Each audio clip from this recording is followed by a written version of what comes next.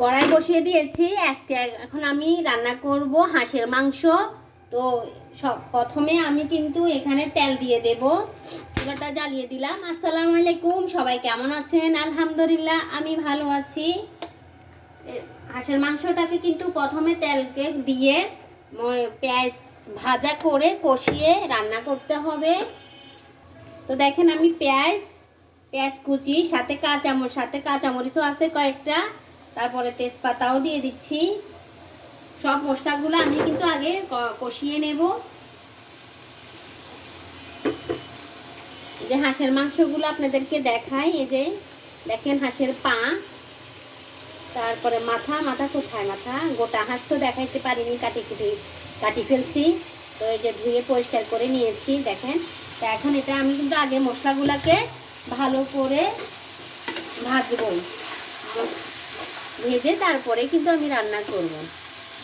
একটা কথা বলি যে আমি রাঁধুনি দিয়ে রান্না করতেছি, এই জন্যই কিন্তু পেঁয়াজকে আগে ভালো করে ভেজে মশলাগুলোকে ভালো করে কষিয়ে তারপরে কিন্তু হাঁসের মাংসটা রান্না করতে হবে।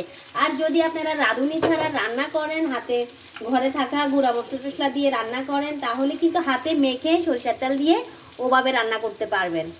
আর এভাবেও করলে কি হয়, হাঁসের মাংসের গন্ধটা চলে যাবে, টেস্টটা ভালো আসবে।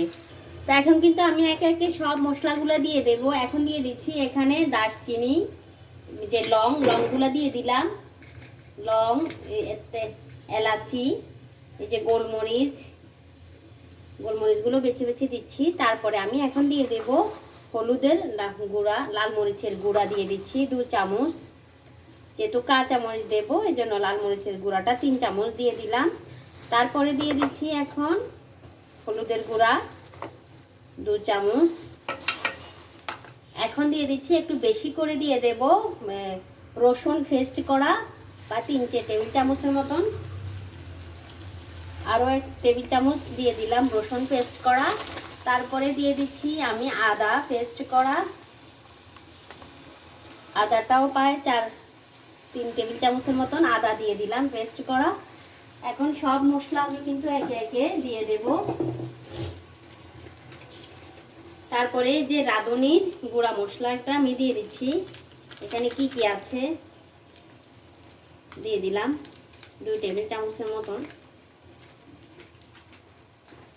দিয়ে এখন এগুলাকে কিন্তু ভালো করে কষাতে হবে। এগুলাকে কিন্তু ভালো করে তেলের উপরে একদম কষিয়ে নিয়ে আসতে হবে। আমি কিন্তু একটু সরিষার তেলও দিচ্ছি যাতে গ্রানটা একটু ভালো আসে। তো মশলাটা কষানোর জন্য কিন্তু অল্প হাফ কাপ পরিমাণ একটু পানি দিয়ে দিলাম। তো মশলা থেকে কিন্তু তেলগুলো উঠে আসছে। এই পর্যায়ে কিন্তু আমি হাঁসের মাংসটা কিন্তু দিয়ে দিচ্ছি। দিয়ে এখন ভালো করে একবারে নেড়ে চেড়ে একটু কষিয়ে নেব, ভালো করে মিক্স করে নেব। আর আমি এখানে এখন যে দিয়ে দিচ্ছি 1 কাপ পরিমাণ দুধটা দিলে একটু শাহি ভাব আসবে। তারপরে দিয়ে দিচ্ছি লেবুর রস, যাতে হাঁসের গন্ধটা চলে যায়, এজন্য আমি 2 টেবিল চামচের মতন এই যে 2টা করে লেবুর রস দিয়ে দিচ্ছি। নুন ছাড়া আসলে ঘিও মাটি, তো আমি আসলে নুন দিই নাই। এখন আমি নুনগুলো দিয়ে দিলাম, 2 চামচ পরিমাণ নুন দিয়ে দিয়েছি। তো দেখেন হাঁসের মাংসের কালারটা অনেক সুন্দর এসেছে। তো আমি উপর দিয়ে কিন্তু একটু ভাজা জিরার গুঁড়া ছিটিয়ে দেব। আপনারা চাইলে ঝোলও রাখতে পারেন বেশি করে, আর না হলে একটু মাখো করবেন, যে যেমন খায়। আর শীত আসছে, হাঁস খাবে না, বাঙালি তা কি হয়। যে দেখেন এই জন্যই হাঁস রান্না করা হয়ে গেল।